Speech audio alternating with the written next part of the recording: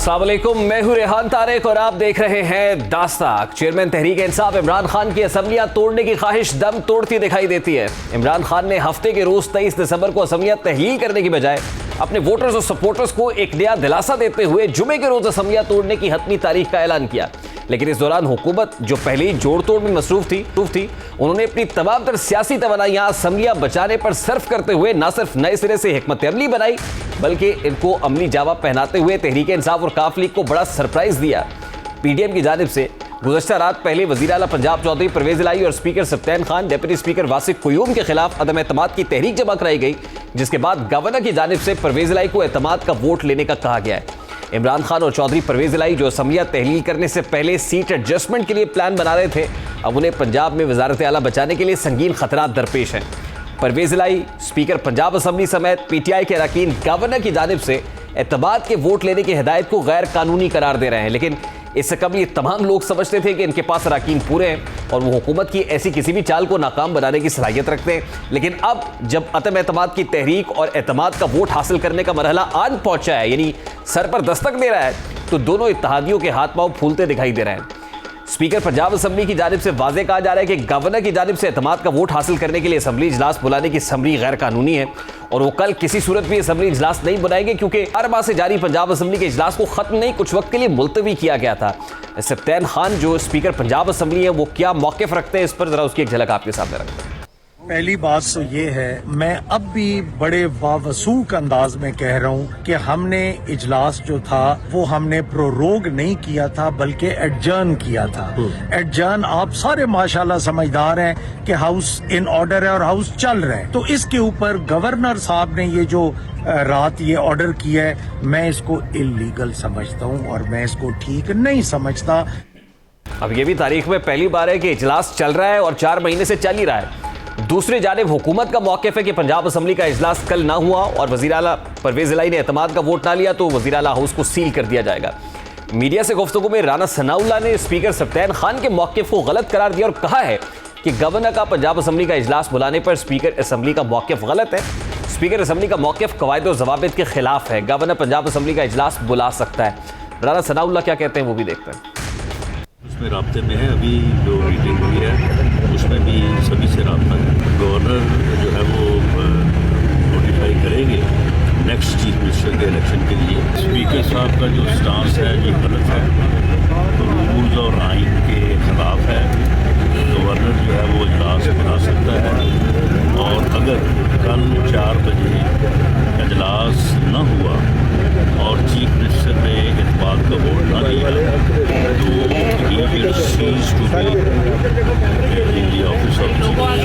तो और इसकी तादी जमातें अपना वज़ीर आला ले आएंगी? नहीं, उन्हें एतमाद का वोट जो है वो लेना चाहिए और अपने लोगों को के साथ ये वादा करना चाहिए कि वो असेंबली नहीं तोड़ेंगे।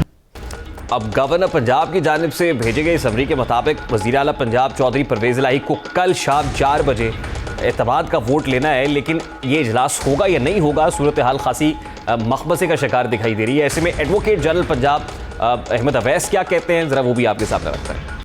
गैर आइनी आइन के अंदर बड़ा वाज़ेह लिखा हुआ है कि वो समन करेंगे, वो हाउस को समन करेंगे इस वोट ऑफ कॉन्फिडेंस के लिए। ये तो ऑलरेडी वो जो है हाउस इन सेशन है, तो हुआ ही कभी नहीं। अक्टूबर गालिबन 24 अक्टूबर से continuously it is in progress, तो इसलिए on the face of it आप सिर्फ नो रॉकेट साइड सिंपल आप जो है आर्टिकल 130 का सब आर्टिकल 7 को पढ़ लें तो इट्स सो क्लियर अबाउट। अब एक तरफ गवर्नर पंजाब ने वज़ीर आला पंजाब को एतमाद का वोट लेने की इंस्ट्रक्शंस दी है, कहा है कि वो एतमाद का वोट ले, नंबर्स पूरे करें। दूसरी जानिब जैसे ही तहरीक जब एतमाद पेश हुई है, तब से वज़ीर आला पंजाब परवेज़ इलाही जो पहले बहुत पुरएतमाद थे, अब शिकस्त खोरदा दिखाई दे रहा है। वज़ारत आला बचाने के लिए सलाह मशवरे कर रहे हैं, क्योंकि बज़ाहिर ऐसा दिखाई दे रहा है कि अगर परवेज़ इलाही को एतमाद का वोट लेना पड़ गया तो वो मुश्किल में पड़ सकते हैं। नंबर गेम किसी भी सूरत उनके हक में दिखाई नहीं देती। परवेज़ इलाही को एतमाद के लिए 186 अरकान के वोट दरकार हैं और पंजाब असम्बली के 371 के अवाद में तहरीक इंसाफ के 180 अरकान हैं। अब तहरीक इंसाफ की माफ़ी जगह 190 लोग मिलाकर है इत्तेहादी हुकूमत के इस वक्त, और मुस्लिम लीग काफ के जो है 10 अरकान है, पीटीआई 180 है, 190 बन जाते हैं। इस तरह पंजाब में हुकूमती इत्तेहाद को 190 अरकान की हमायत मिल जाती है। पंजाब में अपोजिशन इत्तेहाद को भी 180 अरकान की हमायत हासिल है, यानी जो डिफरेंस है वो 10 वोटों का है। अब जो अपोजिशन है उसमें मुस्लिम लीग नून के 167 है, पीपल्स पार्टी के 7 अरकान शामिल है, जबकि अपोजिशन इत्तेहाद में आज़ाद अरकान 5 और राह हक पार्टी का 1 वोट भी शामिल है। नून लीग के 18 मुअत्तल अरकान को हाई कोर्ट की जानिब से न सिर्फ असम्बली सेशन में दाखिले पर पाबंदी को खत्म कर दिया गया है, बल्कि उन्हें इजलास में शिरकत की इजाजत भी दे दी गई है। ऐसे में इत्तलात है कि काफ लीग के 6 अरकान यानी 10 में से 6 अरकान पंजाब असम्बली को वो समझते हैं कि नहीं टूटना चाहिए और फॉरवर्ड ब्लॉक बना लेंगे, जबकि ऐसी इत्तलात भी हैं कि पीटीआई के 20 से ज़ायद अरकान भी पीडीएम के साथ राब्ते में हैं, जो वज़ीर आला को एतमाद का वोट नहीं देंगे। इस सूरत हाल में वज़ीर आला के लिए कुर्सी बचाना इंतहाई मुश्किल दिखाई दे रहा है और बात यहाँ तक पहुँच चुकी है कि पीडीएम की जानिब से नए वज़ीर आला के लिए मुशावरत जारी है और अब तक की इत्तलात के मुताबिक तहरीक अदम एतमाद जमा होने के बाद आसिफ अली जरदारी, चौधरी शुजात हुसैन और मुस्लिम लीग नून के दरमियान राब्ते तेज़ हो गए हैं। चौधरी शुजात हुसैन ने अपना वजन पीपल्स पार्टी के पलड़े में डाल दिया, जिसके बाद अपोजिशन की जानिब से वजारत आला पीपल्स पार्टी को इस हवाले से जो वजारत आला को उम्मीदवार है वो कहा जा रहा है कि वो मुस्लिम लीग नून से होगा और उसको पीपल्स पार्टी की भरपूर हिमायत, भरपूर तायद हासिल होगी। ज़राए के मुताबिक राय हो चुका है कि इस हवाले से चीफ मिनिस्टर कौन होगा पीडीएम की तरफ से और स्पीकर, डेप्यूटी स्पीकर के नामों पर भी गौर हो रहा है। इसी पर बात करेंगे इस वक्त सीनियर सहाफ़ी तजज़ियाकार आमिर ज़िया साहब ने हमें ज्वाइन किया है। अस्सलाम वालेकुम आमिर ज़िया साहब, बहुत बहुत शुक्रिया आपके वक्त के लिए। आमिर ज़िया साहब, खान साहब ने असम्बली की रेजोल्यूशन के हवाले से कहा था कि वो इसी हफ्ते असम्बली को रिजॉल्व कर देंगे, लेकिन पीडीएम की तरफ से ना सिर्फ ये कि अदम एतमाद की तहरीक मूव हुई है, बल्कि गवर्नर ने वज़ीर आला को एतमाद का वोट लेने का भी कह दिया है। लेकिन इस वक्त सिचुएशन ये दिखाई दे रही है कि कल का इजलास तो होता हुआ नजर नहीं आ रहा। आपको लगता है कि मामला तूल पकड़ेगा या आने वाले 24 से 36 घंटों के अंदर मामला खासा क्लियर हो जाएगा? देखिए, बात यह कि ज़ाहिर है कि इंटरप्रिटेशन का फर्क है, जो हमेशा से एक अमूमी इंटरप्रिटेशन रही है आइन की, उसमें कि अगर इजलास जारी हो तो आप जो है नया इजलास नहीं बुला सकते। और यही वजह आप देखिए कि पंजाब असम्बली मुसलसल जो है वो उसका इजलास जो एक मरतबा भी खत्म नहीं किया गया, उसको सिर्फ एडजेंट किया जाता था और उसी इजलास को जारी और सारी रखा गया। तो इसीलिए किया गया था कहीं वो वोट ऑफ कॉन्फिडेंस देने की बात ना आ जाए। तो अब अगर क्योंकि मामला बहुत ही हसास है और बड़ी हाई स्टेक्स हैं, जो आप देखेंगे पीडीएम हुकूमत हो या पीटीआई की सूबाई हुकूमत हो, उसमें फिर मुझे ये लग रहा है कि मामला कहीं कोर्ट में ना चला जाए, कि जब भी इस तरह का कोई डेडलॉक आ जाता है और जिसके अंदर के कि जी एक ही कानून की 2 मुख्तलिफ इंटरप्रिटेशन आ जाती हैं और एक फरीक कह रहे हैं कि नहीं जी हम नया इजलास बुला सकते हैं, इत्तेमाद का वोट लेना उनको पड़ेगा, और पीटीआई या पीएमएलक्यू जो है उस चीज़ को मानने के लिए अगर तैयार नहीं है तो फिर कोई और रास्ता रहता नहीं है। तो मेरे ख्याल में हमेशा की तरह हमारे यहाँ जो बदकिस्मती है कि सियासी मामला जो है असम्बलियों में और पार्लियामेंट में या गुफ्तगू के जरिए हल नहीं होते, बल्कि वो अदलिया में जाते हैं। तो मुझे भी ये मामला अदलिया में जाता हुआ लग रहा है। आमिर ज़िया साहब, देखिए ना कि इजलास को फरोग ना करना ये भी तो एक प्रीएम्प्टिव मेजर है। इतने अरसे से इजलास चल रहा है, उस इजलास को फरोग नहीं किया गया, एडजर्न जरूर होता है, मुलतवी कर दिया जाता है, लेकिन वही एक सेशन कॉन्टिन्यूसली चलता चला जा रहा है। इसका मतलब ये है कि पाकिस्तान तहरीक इंसाफ को इस बात का इदराक था कि वोट ऑफ कॉन्फिडेंस लेने का गवर्नर कह सकते हैं या वोट ऑफ नो कॉन्फिडेंस की मूव आ सकती है। इसका मतलब ये है कि they are short of numbers. ये बात नहीं, क्योंकि काफी अरसे से इनका इरादा ये था कि जी हम असम्बलियों को तहलील करेंगे, और जब जाहिर है कि हमारे यहाँ जो खरीद फरोख्त का मामला होता है, फर्ज करें कि लोग उस दिन गायब कर दिए जाते हैं, गायब हो जाते हैं जिस दिन आपको वोट ऑफ कॉन्फिडेंस लेना है ना, तो वो भी तो एक हुकूमत है, उनके पास भी तो मतलब फेडरल हुकूमत के पास भी इख्तियारात हैं। तो हमारी क्योंकि बड़ी पसमानदा किस्म की जमहूरियत है, जैसे हमारा पसमानदा मुल्क है, हम जमहूरियत की बात तो बहुत करते हैं लेकिन जमहूरी रिवायत की पासदारी नहीं करते, ना इधर होती है ना उधर होती है। मैं ये नहीं कह रहा कि जनाब सिर्फ पीडीएम जो है वो वायलेट करती है, आप जैसा कि फरमा रहे हैं बिल्कुल दुरुस्त है कि इजलास वो प्रोग नहीं कर रहे, खत्म नहीं कर रहे, तो अब इसका तरीका क्या है? अच्छा, वो क्यों नहीं कर रहे कि जो जिस अंदेशे का मैंने इजहार किया कि जी लोग जो है वो उनको रिश्वत दी जा सकती है, डराया जा सकता है, उनको पकड़ा जा सकता है कि आप आए ना, आप खत्म करें इजलास। गवर्नर ने कह दिया कि जी नया आप करें और इत्तेमाद का वोट लें, तो क्योंकि इतनी सिर्फ 1 या 2 वोट की अगर सिर्फ उनकी अक्सरियत है तो वो इस तरह का रिस्क नहीं ले रहे थे। जो मैं समझता हूँ कि हमारी जमहूरी निज़ाम में जो बहुत सारी कमजोरियां हैं जिनको आगे चल के दूर होना चाहिए, ये भी उसी चीज की कमाल। आमिर ज़िया साहब, ये बात तो तय है कि अगले आने वाले 24 घंटों के अंदर या 36 घंटों के अंदर पंजाब के अंदर ये सिचुएशन मजीद एग्रेवेट होगी। ये जो एक कॉन्स्टिट्यूशनल क्राइसिस हम एक अरसे से देख रहे हैं खासतौर पर पंजाब के अंदर, ये मजीद डीपन होगा आने वाले 24 से 36 घंटों के अंदर। अगर ये अदालतों में जाता है तो फिर तो ड्रैग होगा। नहीं, बदकिस्मती है, लेकिन जरूरी नहीं कि अदालतें जो है इस तरह के अहम मामलात में वो एक दिन में फैसला कर सकती हैं। इमरान खान की डेडलाइन जुम्मे की है। अच्छा, दूसरी बात ये कि हमारी वफाकी हुकूमत को, सूबाई हुकूमत को, हमारे इदारों को, सबको एहसास होना चाहिए बशमूल अदलिया के कि जितना ज़्यादा ये गैर यकीनी सूरत हाल रहेगी उतना मुल्क के लिए जो है बुरा है, और इसका सोल्यूशन निकालना है। अब सोल्यूशन अगर आप देखें कि गोट फंसी हुई है कि जी आपके अगर ये तुमको करे कि महीनों चलेगा या हफ्तों चलेगा मामला, तो ये तो रेजोल्यूशन की तरफ नहीं जाएगा। मेरे ख्याल में इतना ज्यादा इसको ड्रैग किया नहीं जा सकता।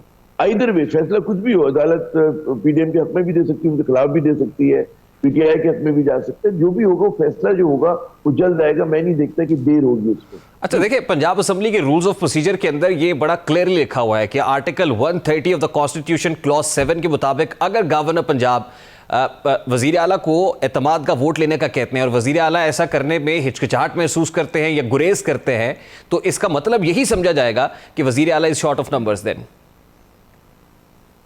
देखिए, बहुत सारे जो आर्टिकल्स होते हैं किसी और आर्टिकल के साथ जो है नथी करके पढ़े जाते हैं, हमेशा आप याद रखें। तो ये जैसे एक इंटरप्रिटेशन आप ये दे रहे हैं, लेकिन कहीं पे इसी कानून में ये कुछ होगा कि जो गवर्नर है वो उस वक्त नहीं कह सकता कि अगर इजलास जारी है तो वो इत्मीनान का वोट कर नहीं कह सकता, कोई नया इजलास नहीं बुला सकता, एक नए एजेंडे पे नहीं जा सकता। तो ये दोनों चीजें हैं। अब इसकी इंटरप्रिटेशन की बात है कि तो आप जो फरमा रहे हैं, अगर हम अलग अलग करके देखेंगे, वो यही है ना कि अगर आप इस्लाम को समझने बैठे और आपने सिर्फ एक कहीं बीच की चीज कहीं उठा ली और आपने फिर पहले को हुक्म नहीं देखा या बाद को हुक्म नहीं देखा, तो गलत नतीजे पे पहुंचेंगे। आइन के साथ भी इसी तरह होता है कि आपको कुल्लियतन देखना होता है, उसको उसकी स्पिरिट में देखना होता है, रूह के साथ देखना होता है। तो आप जो फरमा रहे हैं मैं उसकी तरदीद नहीं कर रहा, बिल्कुल ऐसे ही होगा, लेकिन कहीं पे ये भी लिखा होगा कि जनाब आप जो है गवर्नर किन हालात में जो है इत्मीनान का वोट लेने का कह सकता है। तो वो क्या शराइत पूरी हो रही, अगर पूरी हो रही तो फिर कोई मसला नहीं है। अच्छा आमिर ज़ैद साहब, इस सारे मामले में देखिए चौधरी शुजात हुसैन साहब रोल प्ले कर रहे हैं, आसिफ अली जरदारी साहब खासे मुतहर्रिक दिखाई दे रहे हैं। ये जो चौधरी शुजात हुसैन साहब वाला फैक्टर है, हाउ क्रिटिकल इज दिस? मतलब इसमें इस वक्त मुस्लिम लीग काफ के लोग भी बताए जा रहे हैं कि वो उनसे राब्ते में हैं, फिर पाकिस्तान तहरीक इंसाफ के हवाले से एक नंबर दिया जा रहा है, तो ये मिलाकर को 20+ का नंबर बताया जा रहा है जो इस वक्त पीडीएम यानी ऑपोजिशन के साथ राब्ते में है। तो how do you see this situation?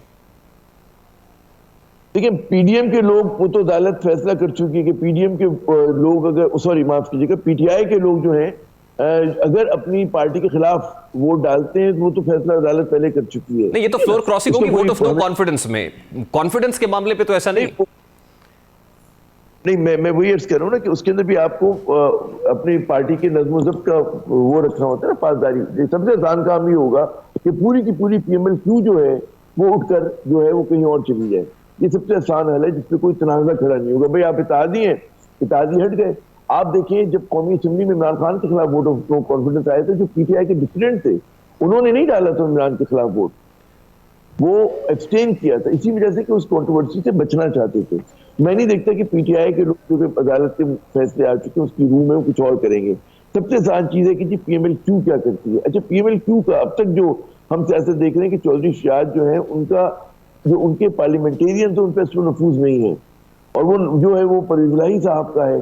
तो अगर या तो परवेज इलाही को वफादारियां बदलनी होंगी, एक बार वो अगर बदल देते फिर कोई प्रॉब्लम नहीं है, लेकिन अगर वो कायम रहते हैं। देखिए चौधरी परवेज इलाही साहब के भी जो स्टेटमेंट्स रिसेंटली हम देखने में आ रहे हैं वो भी रियासती सियासत करते हुए नजर आ रहे हैं।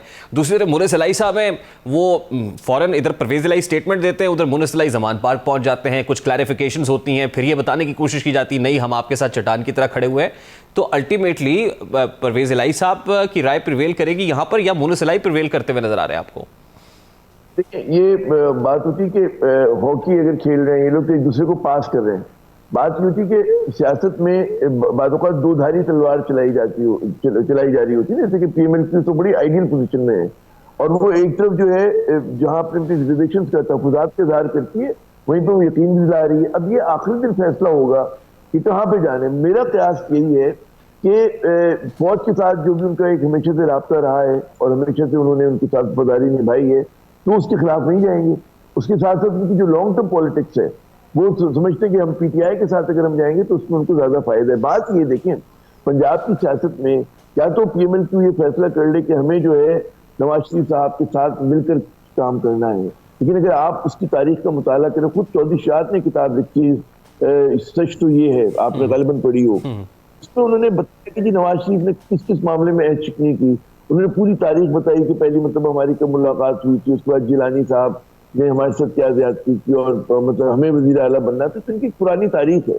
और मैं नहीं समझता कि ये लोग एक दूसरे पे इतना इत्मीनान करेंगे कि एक दूसरे से मिल जाएं, क्योंकि अगर PMLQ वहां पर जाके मिलती है तो यकीनन वो तो फिर नून लीग होगी ना, और नून लीग को इनकी इतनी जरूरत नहीं है, वो एक आध मिनिस्ट्री दे देंगे। लेकिन PTI के साथ अगर रहेंगे बतौर इत्तेहादी, तो एक तो पॉपुलर वेव PTI के साथ अगले इलेक्शंस के अंदर उसका इनको फायदा होगा, और ये अपने जो इस वक्त भी इनका जितना पोर्शन है उससे ज्यादा इनको क्लाउड मिलेगा पॉलिटिकल। तो ये मैं समझता हूँ, मेरी नाचीज राय है, लेकिन कल को कुछ भी हो सकता है सियासत में। बहुत बहुत शुक्रिया आमिर जिया साहब, सीनियर सहाफ़ी तजिया कार हमारे साथ मौजूद थे। अभी एक ब्रेक लेंगे और ब्रेक के बाद जब वापस आएंगे तो बात करेंगे कि अगर नंबर्स पूरे हैं, नंबर गेम बेहतर है, तो फिर डर किस बात का है। बात करेंगे इस ब्रेक के बाद हमारे साथ।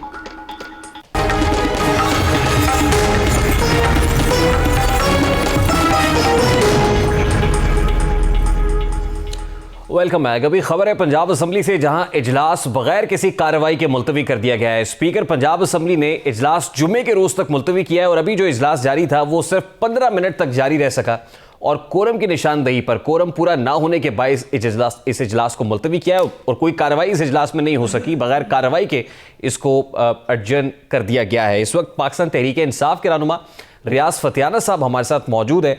अस्सलाम वालेकुम रियाज फतियाना साहब, बहुत बहुत शुक्रिया आपके वक्त के लिए। सर, बड़ा सादा सा सवाल है कि इजलास जारी था, इसको मुलतवी किया गया जुमे तक, इसका मतलब कल जो गवर्नर पंजाब ने वज़ीर आला को एतमाद का वोट लेने का कहा है तो कल तो इजलास नहीं होगा। क्या वजह है कि इजलास नहीं बुला रहे हैं? अगर नंबर पूरे हैं तो फिर देर किस बात की? देखिए, हम आइन और कानून की बालदस्ती चाहते हैं, उसके मुताबिक ये प्रोविजन है कि जब असम्बली का इजलास जारी हो, उसके इजलास के दौरान दूसरा इजलास तलब नहीं किया जा सकता। गवर्नर साहब को चाहिए था कि पहले कानून और आइन को पढ़ते और किसी अच्छे माहिर कानून से मशवरा कर लेते। ऐसे ही ऊपर वफाकी हुकूमत के दबाव पे सब रूल्स ऑफ प्रोसीजर में ये कहाँ लिखा हुआ है?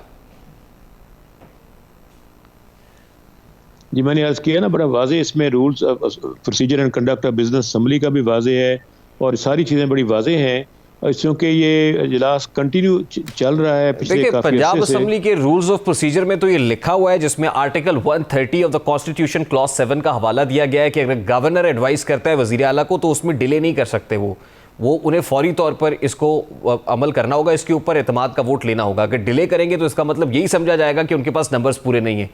ऐसा ही हो रहा है यहाँ पे, तो इसका मतलब यही समझा जाएगा कि नंबर्स आपके पास पूरे नहीं है। हमारे पास 191 है, 181 PTI के पास हैं, 10 कायदे-ए-आज़म मुस्लिम लीग के पास हैं, 190 टोटल 191 है, 180 PTI के पास है और 10 है। काफ लीग के पास हैं रिपोर्टेडली। तो फिर भी तो 190 भी तो बहुत है, 186 हमें चाहिए, तो हमारे पास तो सर अगर आपके 20 से ज्यादा लोग PDM से राब्ते में हों, फिर नंबर कैसे पूरे करेंगे आप?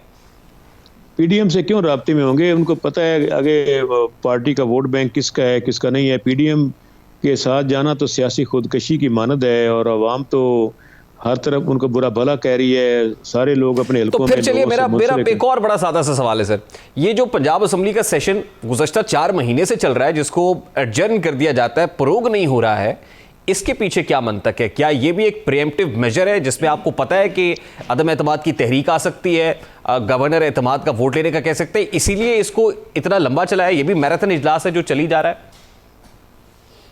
देखें, ये जो rules of procedure conduct of business हमने नहीं बनाए, ये बहुत पहले के बने हुए हैं। अगर कानून में प्रोविजन मौजूद है तो उससे फायदा अगर उठाया जा रहा है तो इसमें कौन सी ये फायदा क्यों उठाया? मतलब आपको ये डर था कि अदम एतमाद की तहरीक आएगी या गवर्नर एतमाद का वोट लेने का कहेंगे, ये डर था आपको, इसीलिए आप ये फायदा उठा रहे हैं? नहीं, ऐसे होता है कि जब भी इजलास तलब किया जाता है, एक रूटीन के मुताबिक एडवाइस भेजी जाती है और फिर गवर्नर उसको नोटिफाई करते हैं। हमें खदशा इस बात का था कि ऐसा ना हो कि हम एडवाइस भेजें और गवर्नर साहब इजलास ही तलब ना करें। जिस तरह नेशनल असम्बली का इजलास सदर ममलकत तलब करते हैं और सूबाई असम्बली का इजलास गवर्नर तलब करते हैं, क्योंकि आपस में बहुत ज़्यादा बदगुमानी और तल्लुकात कार में कशीदगी है। हम रिस्क नहीं ले सकते थे कि कानून साजी के अमल में मान रुकावट खड़ी हो जाए, गवर्नर साहब नखरे करें और वो इजलास ही तलब न करें, तो क्यों ना इजलास को जारी रखा जाए। लेकिन फतियाना साहब, आपका जो मिशन था असेंबलीज डिसॉल्व करने वाला, वो तो घटाई में पड़ गया इन आइदर केस।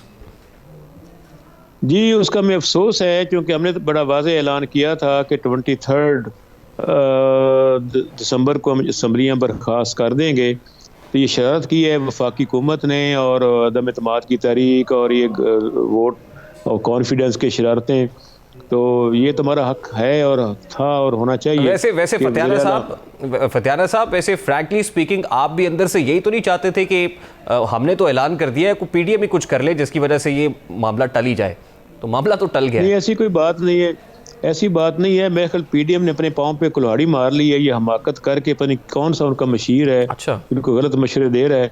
अगर ये ना काम करते और तो उनको तो खुश होना चाहिए था कि हम अपनी हुकूमत अपने हाथों से ख़त्म कर रहे हैं और इलेक्शन में जा रहे हैं। अब हमारी हुकूमत पंजाब में अगर प्रोलॉन्ग होती है तो जारी रहती है तो इसका नुकसान भी फिर पीडीएम को ही होगा, हमें तो कोई नुकसान नहीं है। लेकिन हम तो अभी भी इस बात पे कायल हैं। आपकी हुकूमत कैसे प्रोलॉन्ग होगी वो तो अपनी वजारत आला का जो उम्मीदवार है वो भी फाइनल कर चुके हैं, स्पीकर डेप्यूटी स्पीकर के नाम भी तकरीबन हतमी मराहिल में दाखिल हो गए हैं, तो हुकूमत जाएगी, हुकूमत तब्दील हो जाएगी सर? मतलब वो जो हुकूमत आपके पास थी वो पीडीएम के पास होगी? हुकूमत के तब्दील होने के कोई इम्कानात नहीं है। इससे पहले हाई कोर्ट एक फैसला कर चुकी है। आपने देखा जिन लोगों ने 20 लोगों ने हमारे खिलाफ वोट दिया था, सारे डी सीट हुए, इस पर ज़िमनी इलेक्शन हुआ 17 जुलाई को और वो सीट सामने वापस ले ली अपनी और बल्कि ज़्यादा भी जीत ली उनकी। तो अगर आइंदा भी ऐसा होगा, अभी आपने फिर भी देखा कि 3 नशिस्तों पे इस्तीफे हुए, उनमें से 2 नशिस्तें फिर हम नून की भी हमने हासिल कर ली। तो अदम एतमाद की तहरीक से पहले ही गवर्नर एतमाद का वोट लेने का कह रहे हैं, यानी ओनस तो इस वक्त जो है रिस्पॉन्सिबिलिटी चीफ मिनिस्टर के ऊपर है कि उन्होंने अपने नंबर पूरे करना है। देखिए इबहाम का शिकार तो पीडीएम है, वो एक वक्त में एक ही फैसला करे, कभी वो एतमाद के वोट की बात करती है, साथ ही अदम एतमाद की तहरीक भी वज़ीर आला के खिलाफ भिजवा देती है, स्पीकर और डिप्टी स्पीकर के खिलाफ।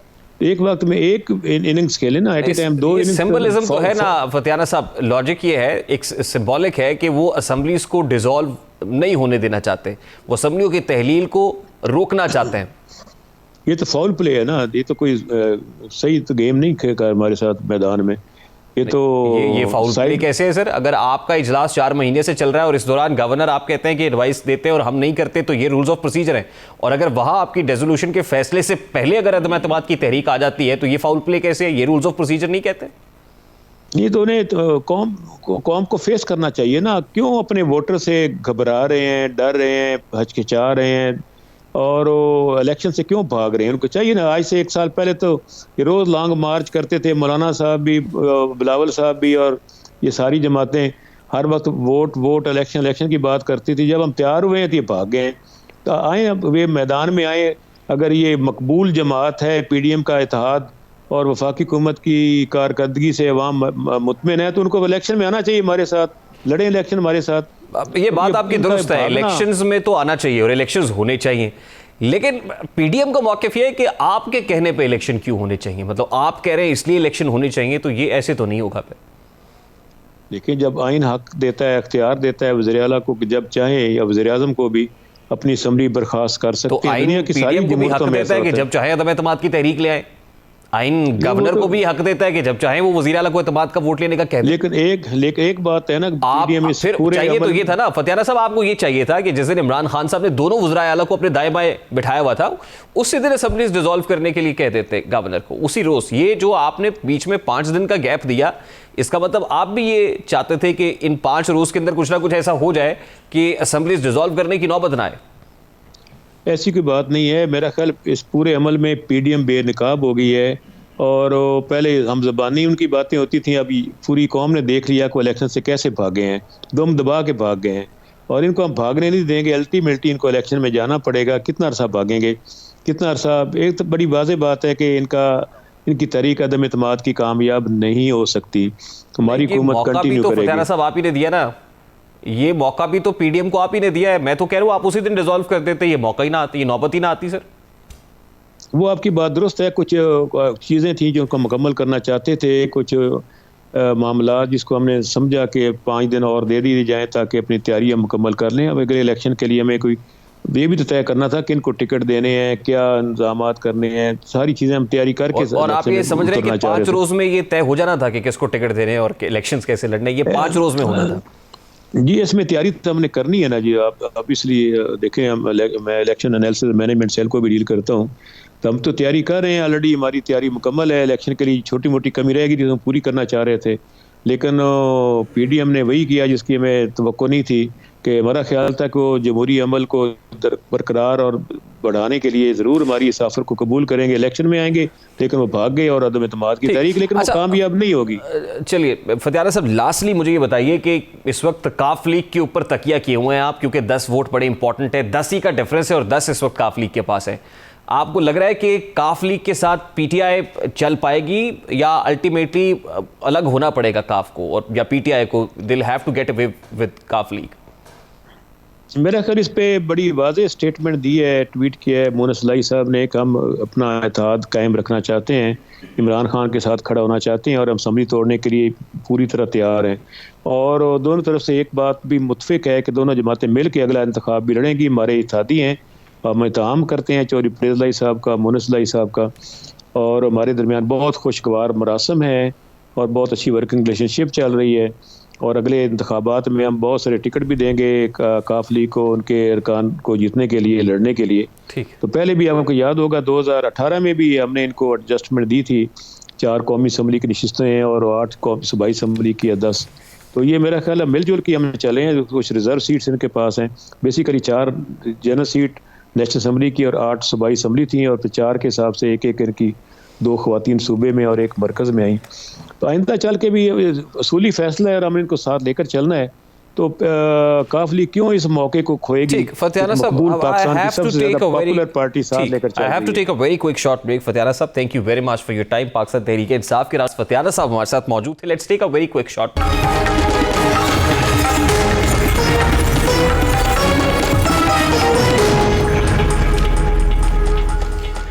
Welcome back. रवा साल के आगाज से ही पाकिस्तान शदीद नौयत के इक्तिसादी बहरान का शिकार है और इस अरसे के दौरान सियासत और मईशत पहले बेयकीनी और फिर मुसलसल बहरानी हालात का शिकार रही है। आम आदमी की ज़िंदगी जहाँ महंगाई, बेरोज़गारी और इक्तिसादी हालात ने मुश्किल तर बना दी है, वहीं सियासतदानों की इक़्तिदार के लिए रस्साकशी और जोड़ तोड़ ख़त्म होती दिखाई नहीं देती।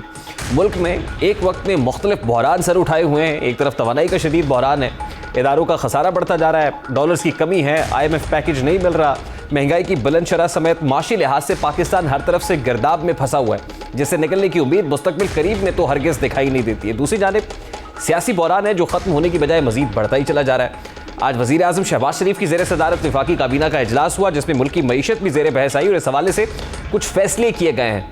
इन फैसलों में एक फैसला तवानाई के बहरान पर काबू पाने का भी था, जिसके लिए किफ़ायत शारी की पॉलिसी अपनाने पर इत्तफाक किया गया है और एक प्लान सामने आया है। इजलास के बाद प्रेस कॉन्फ्रेंस करते हुए वज़ीर दिफा ख्वाजा आसिफ ने इस प्लान के बारे में आवाम को आगाह किया है। ये प्लान क्या है और इसके तहत क्या होने जा रहा है, ज़रा ख्वाजा आसिफ को सुनता है।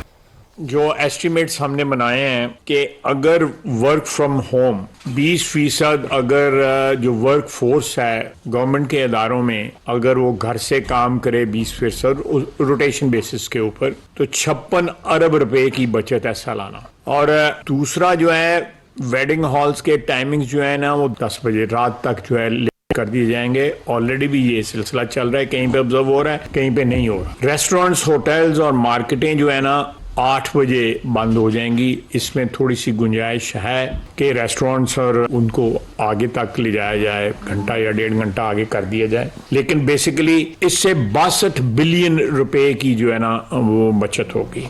ये कफ़ायत शारी प्लान जो अनवेल किया है ख्वाजा आसिफ ने, इससे 62 अरब की बचत होगी। लेकिन मार्केट्स और रेस्टोरेंट्स रात 8 बजे बंद हो जाएंगे। इस तरह के फैसलों के लिए कौमी मिजाज की ज़रूरत है और जब तक वो नेशनल कंसेंसस और वो एक मिजाज नहीं बनेगा तब तक इसकी इंप्लीमेंटेशन बड़ी मुश्किल हो जाएगी। प्रोग्राम का वक्त अपने इख्तिताम को पहुंचा। आपसे मुलाकात होगी इंशाल्लाह कल। अब तो रखिए ख्याल, अल्लाह हाफ़िज़।